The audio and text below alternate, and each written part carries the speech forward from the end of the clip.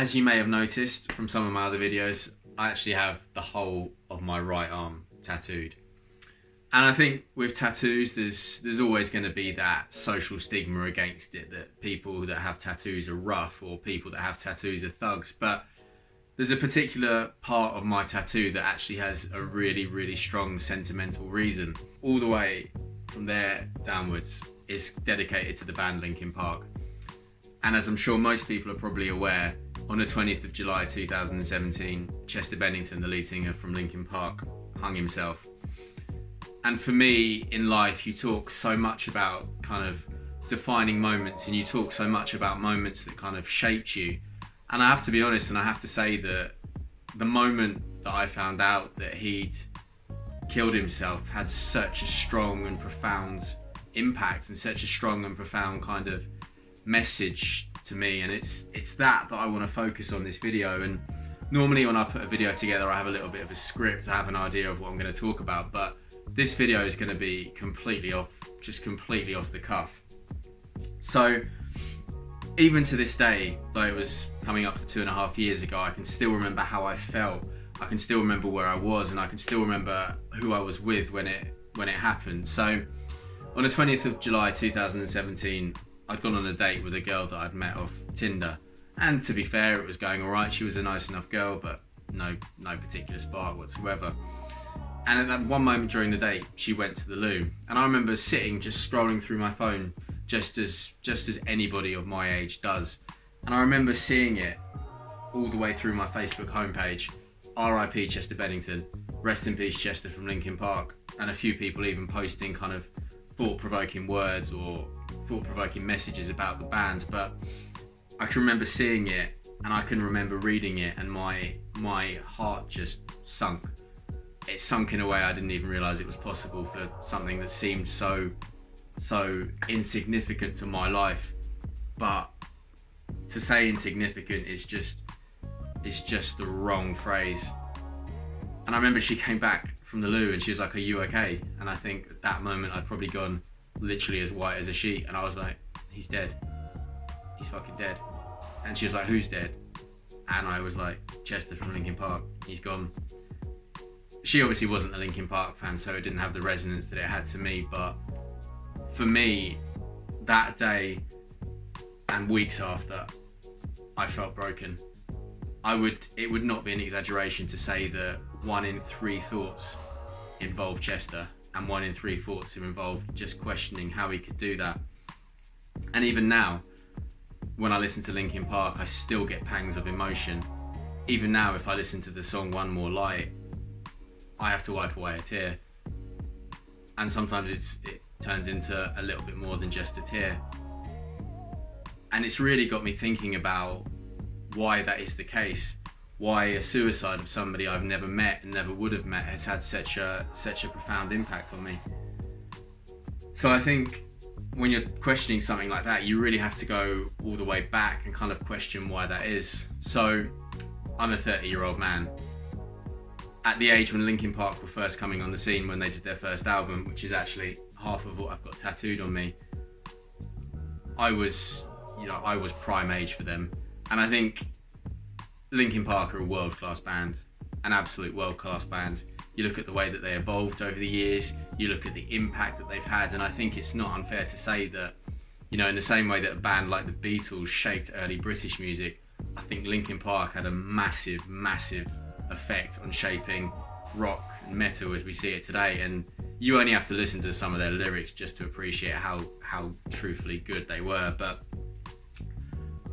I associate Linkin Park very strongly with my childhood. I mean, when you think that their first album dropped when I was 11 and Chester died when I was 28, that's 17 years of my life that they were a big part of. So I think when I found out that he killed himself, and I think when I first reflected on it, for me, it felt a lot like a little bit of my childhood had died. And I think that that's a hard thing to necessarily accept. And I think it's almost this idea that when I liked Linkin Park the most, I was a boy. As I grew up with them, I became a young man. And then as I got older and older and older, I became a man. But for me, it was like when he killed himself, that part of me that was still a boy died just like that. And I'm left kind of thinking to myself, that's it. That's a strong part of my childhood. That's a strong part of my personality, and that's a strong part of my life experience that, you know, I've got to say goodbye to. And maybe that sounds a little bit dramatic, I don't know, but when I reflect and when I think of it, saying goodbye to Chester, which incidentally is still something I find hard to accept even now, is like saying goodbye to that small part of myself. It's like saying goodbye to that boyish part of myself, and it's just like saying, you know, move on. You're a man. You have to be a man now.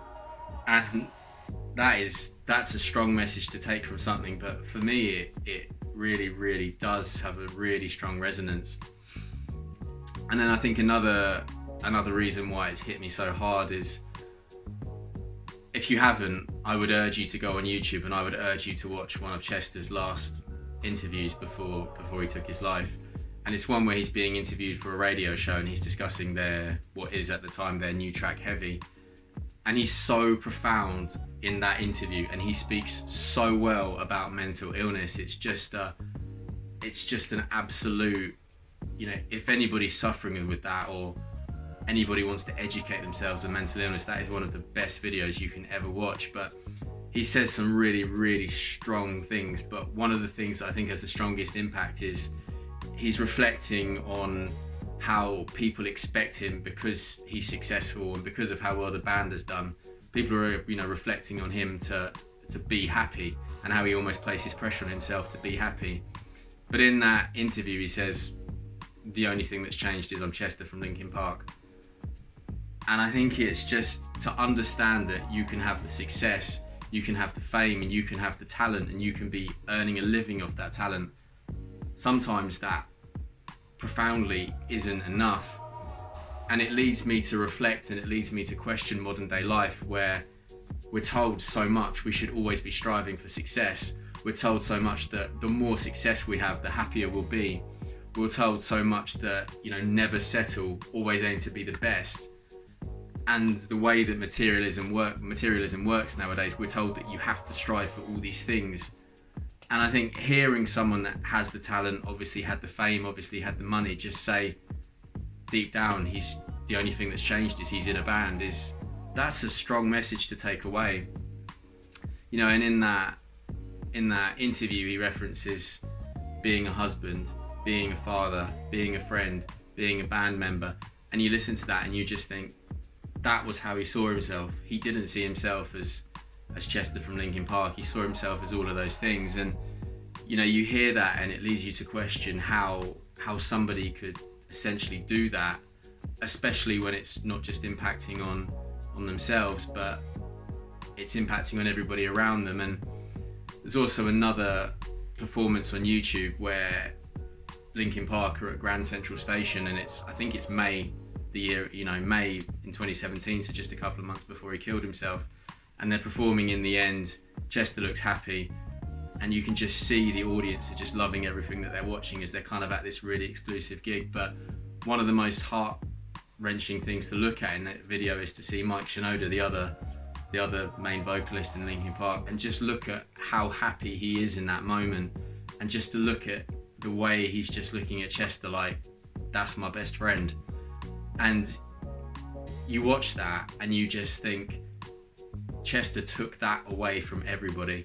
Like, he literally took that away from the fans that are there. He took that away from the bandmates, and he took that away from, I guess, the bandmates that had become his best friend. And, you know, some people will argue that suicide is the weakest way out, and I'm not here to debate or say anything towards that in this video, but for me it just brings the sheer gravitas and the sheer pain that Chester must have been feeling to the surface. It makes me just wonder what kind of emotional state he must have been in at that point. And I think it's noteworthy that obviously most people are aware that he had a harsh battle with drugs. Most people are aware that he obviously had problems with alcohol, and I think it's now very much come to the surface that Chester was severely sexually abused when he was growing up. And you know, I think it's, if you listen to the track Easier to Run, you can really listen to that and you can really hear that it's sexual abuse that he's talking about. You know, and the lyrics, If I could change, I would. Take back the pain, I would. Retrace every wrong move that I made, I would. If I could stand up and take the blame, I would. I would take all the shame to the grave. You just hear that and you just think, what must his mind have been going through? And you can hear his songs, like even like the more famous Linkin Park ones, like Crawling, where he says, crawling in my skin, these wounds they will not heal. Like, his mind was obviously a mess from start to finish, and it's just to hear that, but to not know that at the time, and just to hear those lyrics and think, yeah, it's a great track, but not to actually think, what is the poor guy going through? Like, you can hear that and you can just think to yourself, God knows what the people around me that I know are going through. God knows what, you know, this person's going through. And, you know, it just really, really brings to the surface that there's so much that happens, and so many people are suffering in a way that you wouldn't realize. That, you know, you're never going to know what somebody feels. You're never, ever going to know what somebody's experiencing, or you're never going to know if somebody's being abused, because there is, quite frankly, just so much that you'll never understand, because people kind of keep things to themselves. Chester's wife did an interview quite soon after he died, and I know Chester's wife has gotten quite a lot of flack and quite a lot of hate from a lot of Linkin Park fans, and again, I'm not here in this video to talk about that, but I think she references that when his body was found and he was found dead, they found alcohol in his system, but they didn't find a lot. They found a couple of units, and she reckoned that what had been the final thing that made Chester really, really take his life wasn't the you know, the fact he'd gone on a drunken bender and done drugs. It was the fact that he felt so much shame that he'd relapsed that he couldn't hold it anymore, and he took his life from that. And obviously that's a hypothetical scenario and we'll never know, but you can certainly look at that and see there's obviously some truth in that. And I think for me, that really also brings home the importance of not feeling shame when you don't need to feel shame, because shame and guilt for me are two of the most overbearing emotions that sometimes can't necessarily be processed. But I think we as human beings are really prone to be scared of shame, because it is such a strong, gut-wrenching emotion to feel. And I speak more to the people pleasers of this world when I say this, but don't feel shame. Do not feel shame unless you need to, because shame is a self-imposed emotion in so many cases, and I would just ask people to resist the temptation just to throw that at themselves and to feel it because they need to feel it, or to feel it not necessarily because they feel they need to feel it, but to feel it because it's what they should be feeling, because it's not going to change it. You know, you learn from mistakes, you grow from mistakes. You don't hammer shame into you and tear yourself apart, because that's the kind of thing that you do that drives you to a darker place that you should have absolutely no business in going into. And I think one final thing to really say is that there's a lot of push now to be open about emotions. There's a lot of push now to really, really talk and really hammer them home. But I'd also like everybody watching to really sometimes just take a second to appreciate what you do have, because I can say comfortably, if you live in comfortable accommodation and you have got somebody in a house with you or somebody in your life that loves you, you are in the top 1% of luckiness in the world. And I often think people lose sight of that. People are constantly prone to thinking, I need to have this. People are constantly prone to thinking, I'm not doing well enough until I have this. And I would just challenge that mindset, and I would really encourage you to actually just think, I have safety, I have comfort, and I have people that I love and who love me in my life. That is enough. You are so lucky just to have that. And lastly, just to kind of close out the video, I think it's noteworthy to say that Chester's wife also referenced, she said, don't let this be yet another tragedy. Don't let this be yet another rock star taking his own life. And I think one of the reasons I found it so hard to accept is because I can't do that. I can't just accept that it's just another person who's taking their life, because for me, the impact it's had, the thought process it's triggered in me, the way it makes me feel when I think about it. Even talking now, it still hits me. And I think in saying that, whenever you have a life-defining moment of negativity, whenever something changes in the world that's not positive, you have to turn that into an opportunity to fight back, and you have to turn that into an opportunity to really, really grow. And you look at the work that Linkin Park are doing now with the Make Chester Proud campaign, which is really encouraging people to speak up and really encouraging people to talk about what they're going through and talk about their abuse and things like that. And you have to see that that's what they as a band are doing now.